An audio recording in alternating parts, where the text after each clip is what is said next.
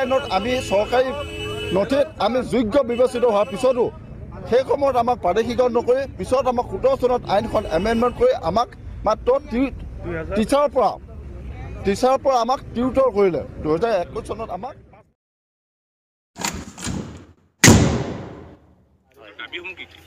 Tutor কৰিলে 2021 চনত আমাক 5 ফেব্ৰুৱাৰীত আমাক টিচাৰ টিউটৰ কৰিলে যিটো আমাক পৰিশ্ৰমিক বা মজুৰি দিয়া হ'ল এই মজুৰিটো এজন সাধাৰণ হাজিৰা কৰা শ্ৰমিকতকৈ এই মজুৰিটো কম গতিকে এইটো দৰমহা বা এইটো মজুৰি লৈ পেলাই আমি শিক্ষক সমাজ যথেষ্ট লজ্জিত হৈছোঁ আমি লাঞ্ছিত হৈছোঁ আগতে আমি দৰমহা নাপাওঁতে যি এটা শিক্ষক হিচাপে আমি যিটো আমাৰ প্ৰতিষ্ঠা আছিল সেই প্ৰতিষ্ঠাটো আমি হেৰাই গ'লোঁ 10 লাখ টকা ভিক্ষাৰীক দিয়াৰ নিচিনাকৈ আমাক 10,000 12,000 টকা আমাক মজুৰি দিছে যিটো আমাৰ 433 টকা আমাৰ দৰমহা পৰে দিন হাজিৰা পৰে গতিকে আমাক যিটো হাজিৰা দিয়ে এই শিক্ষকসকলে একে কোৱালিফিকেশ্যন একেখিনি মানুহকে 13 চনত ফুল দৰমহা দিয়ে ফুল গোটেই সুবিধা দিয়া হ'ল কিন্তু একেখিনি মানুহকে একেখন আইনৰ দ্বাৰা বিবেচিত হ'ল এইখিনি মানুহ আইনত চৰকাৰ নথিত যোগ্য বিবেচিত হ'ল কিন্তু চৰকাৰে সেইখিনি সময়ত প্ৰাদেশিকৰণ নকৰিলে পিছত বিভিন্ন অজুহাত দেখুৱাই এই শিক্ষকখিনিক আকৌ আজি আমাক হাজিৰা দিয়া ব্যৱস্থা কৰিলে গতিকে আমি চৰকাৰৰ ওচৰত দাবী কৰিছোঁ যাতে আমাক কোনো ধৰণৰ চৰ্ত নাৰাখি কোনো ধৰণৰ আইনৰ অজুহাত বা কোনো ধৰণৰ চৰ্ত নাৰাখি বিনা চৰ্তে আমাক এই শিক্ষক টিউটৰৰ পৰা আমাক শিক্ষক কৰিব লাগে অসম চৰকাৰৰ স্কুল প্ৰাদেশিকৰণ আইন 1972 আইনখনৰ মতে স্কুল প্ৰভিঞ্চিয়েলাইজ হ'লে স্কুল প্ৰভিঞ্চিয়েলাইজ হোৱাৰ তাৰিখৰ আগত 1.5 বছৰ 2 বছৰ পইচা এডভান্স দিয়ে আৰু 1983 চনত স্কুল প্ৰভিঞ্চিয়েলাইজ কৰিলে তেতিয়াৰ পৰাই দৰমহাটো ধৰি দিছিল ফুল দৰমহা আৰু 2092 চনত যি স্কুল প্ৰভিঞ্চিয়েলাইজ হৈছিল তেতিয়া ফুল দৰমহা দিছিল 2011 সংশোধনীত 12 আইনখনতো স্কুল প্ৰভিঞ্চিয়েলাইজ কৰিলে ফুল দৰমহা অল আৰ ফেচিলিটি এভেইলেবল বাট 1917 চনত যিখন স্কুল প্ৰভিঞ্চিয়েলাইজ আইন সংশোধনী 18 এই আইনখনৰ লগত যিবিলাক স্কুল প্ৰভিঞ্চিয়েলাইজ কৰিছিল সেই স্কুলবিলাকৰ শিক্ষকবিলাকক কিন্তু টিউটৰ হিচাপে নিযুক্তি দিলে চৰকাৰে আইন প্ৰণয়ন কৰে কিয় জনসাধাৰণৰ সুৰক্ষাৰ কাৰণে আইন প্ৰণয়ন কৰে কিন্তু চৰকাৰে আইন কৰি এই শিক্ষকসকলক দুৰ্যোগৰ মাজলৈ সোমাই দিলে কিয় যে শিক্ষক যদি স্কুল প্ৰভিঞ্চিয়েলাইজ নকৰোঁতে শিক্ষক আছিল স্কুল প্ৰভিঞ্চিয়েলাইজ হোৱাৰ পিছত টিউটৰ কেনেকৈ হ'ল কওকচোন বাৰু আৰু এই স্কুলবিলাক ৰাইজে প্ৰতিষ্ঠা কৰা স্কুল ভাৰতবৰ্ষ এখন গণতান্ত্ৰিক ৰাষ্ট্ৰত যদি ৰাইজে কৰা কামখিনি যদি প্ৰযোজ্য নহয় চৰকাৰে কোনখিনি ৰাইজৰ কাম কৰিব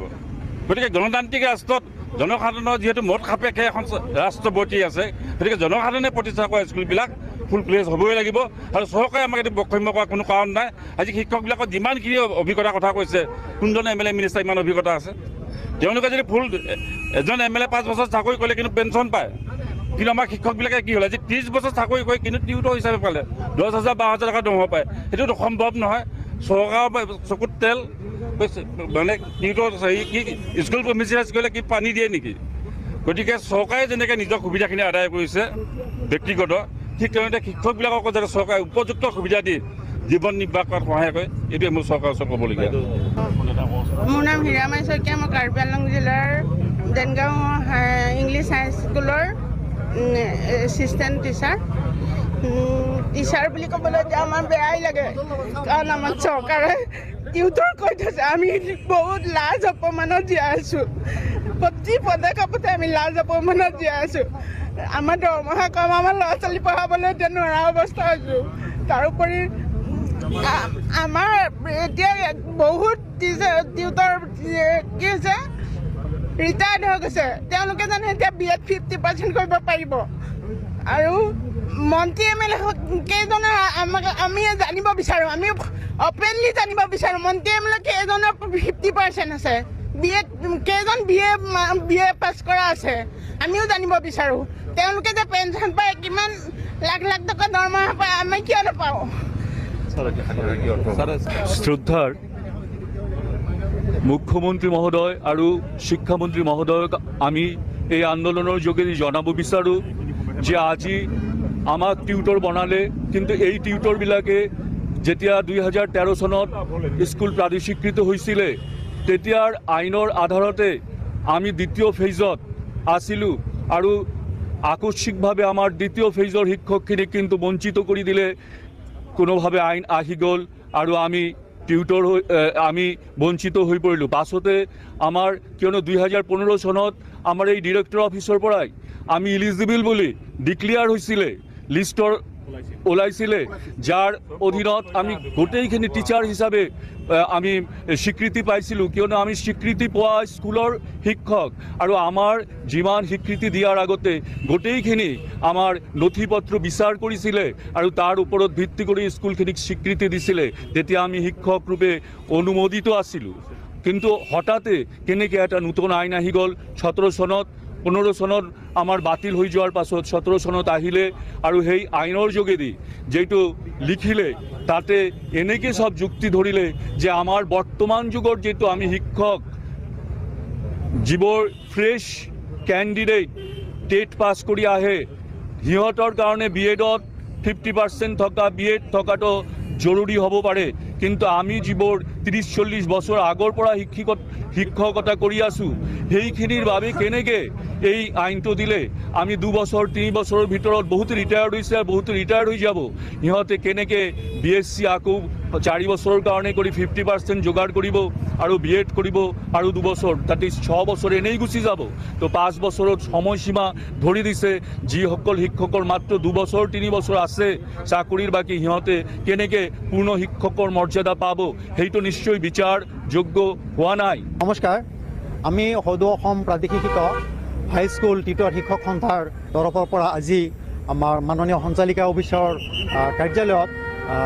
মাননীয় সঞ্চালিকা বাইদেউৰ জৰিয়তে মুখ্যমন্ত্ৰীলৈ এখন স্মাৰক পত্ৰ দিবৰ কাৰণে ইয়াত উপস্থিত হৈছোঁ। আপোনালোকে আমাক আহি সহায় কৰাৰ কাৰণে আপোনালোকক ধন্যবাদ জনাইছোঁ। কিয়নো আমাৰ প্ৰাদেশিকত 2013 চনত ভেঞ্চাৰ স্কুল প্ৰাদেশিকীকৰণ হ'ল, কিন্তু আমিও সেই একেই শিক্ষক আমাৰ 2021 চনত টিউটৰ হিচাপে অৰ্ডাৰ দিলে। আমাৰ দৰমহা ইমান কম দিলে যে 10,000ৰ পৰা আৰম্ভ কৰি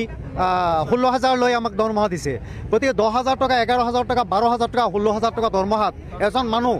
ইমান বজাৰত বস্তু জুই চাই দাম, এইখিনি সময়ত জানো এইখিনি টকা চলে নেকি? গতিকে মানৱ সম্পদ গঢ়া ব্যক্তি আমি মানৱ সম্পদ গঢ়ি আছোঁ। অসমখন উন্নতি হ'বৰ কাৰণে মানৱ সম্পদ গঢ়িব লাগিব, মানুহ শিক্ষিত কৰিব লাগিব। গতিকে যদি দেশত যদি মানুহ শিক্ষিত নাথাকে তেনেহ'লে দেশখন কেনেকৈ আগুৱাই যাব? আমাৰ মাননীয় মুখ্যমন্ত্ৰী মহোদয়ে কয় যে ভাৰতবৰ্ষত 5খন ৰাজ্য যদি হয় তাৰ 5খনৰ ভিতৰত আমাৰ অসমখন এখন হ'ব লাগে। গতিকে অসমখন যদি 5খনৰ ভিতৰত এখন হয় কৰিব লাগে তেনেহ'লে আমাৰ মানৱ সম্পদ গঢ়িব লাগিব। গতিকে আমি মানৱ সম্পদ গঢ়ি আছোঁ। আমাৰ দৰমহাখিনি ইমান কম দিছে। আজি চাওক, গুৱাহাটীতে হওক বা যিকোনো ঠাইত হওক, যদি হাজিৰা কৰিব লাগে, হাজিৰা কৰা ব্যক্তি এজনৰ মানে দিনত মজুৰি হয় 500, 600, 700, 800 লৈ আছে। কিন্তু আমাৰ দৰমহা নিদি আমাৰ মজুৰি দি আছে, মাত্ৰ 400 টকা দি আছে মজুৰি, 450 টকা মজুৰি দি আছে। এই মজুৰি পাই এজন শিক্ষকে কেনেকৈ মানৱ সম্পদ গঢ়িব বাৰু নিজৰ পৰিয়ালটো কেনেকৈ সুৰক্ষা দিব? গতিকে সেইখিনি আমি আজি এইখন অফিচৰ জৰিয়তে বাইদেউৰ জৰিয়তে মুখ্যমন্ত্ৰীলৈ আমি স্মাৰক পত্ৰ প্ৰদান কৰিম। সেইকাৰণে আমি ইয়াতে উপস্থিত হৈছোঁ।